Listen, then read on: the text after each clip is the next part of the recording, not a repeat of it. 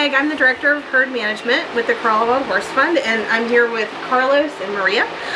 Just wanted to give you a little bit of update about them, and also thank everyone who has sent in a donation or shared our post about them to help support their travel and their arrival here, and you know, taking care of them now that they're here. We really appreciate it. They've been here for 2 weeks, and they're just really sweet horses. Our current herd management team had never met these horses before. They were adopted out before we came on board with the fund, but we knew their people. We had been in communication with their people, obviously, pretty regularly, but we'd never met the horses. But when we pulled up to the Sharps farm and just took one look at them, and it was like we already knew them. They're just so typical banker ponies. They're very kind, they're very sweet, they're just exactly what you would expect them to be, and so it was almost like we'd known them forever. They're both very kind, and I think that says a lot about the people who basically raised them.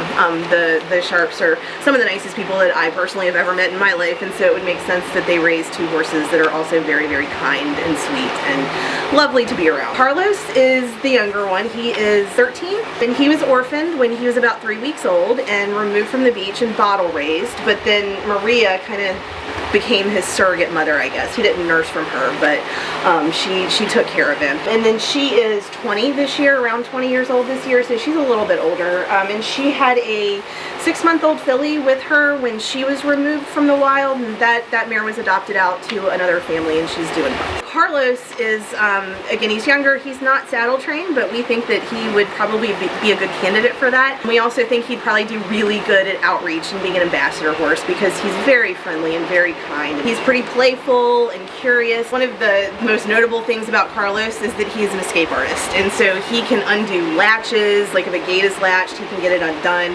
He has seen how strong our fences are. He's tested our fences to see if he could possibly get out of our fences, and it's not really, I think, because he wants to go anywhere. It's just that's what he does. So he's a bit of a Houdini, so we have to keep an eye on him because of that. But that means he's smart, and he's good at problem solving, and he likes to engage his brain, and those are all things that we can work with. And so we're excited to do some more work with him and see what kind of potential he has. And then Maria here is just, I can't say enough good things about her. She is just like the perfect mare. She's so sweet.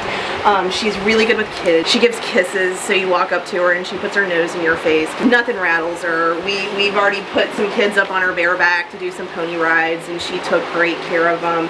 I think before she was adopted out to the family in Tennessee, she did outreach here for the fund, and so she gave pony rides and also did outreach at different events too. That could be in her future too. So we're really excited to work a little bit more with both of them, but it's no rush. They're not going anywhere. They'll be here the rest of their lives, so we have plenty of time to let them settle in and acclimate. Both of them need to lose a little bit of weight, so we're working on their diet.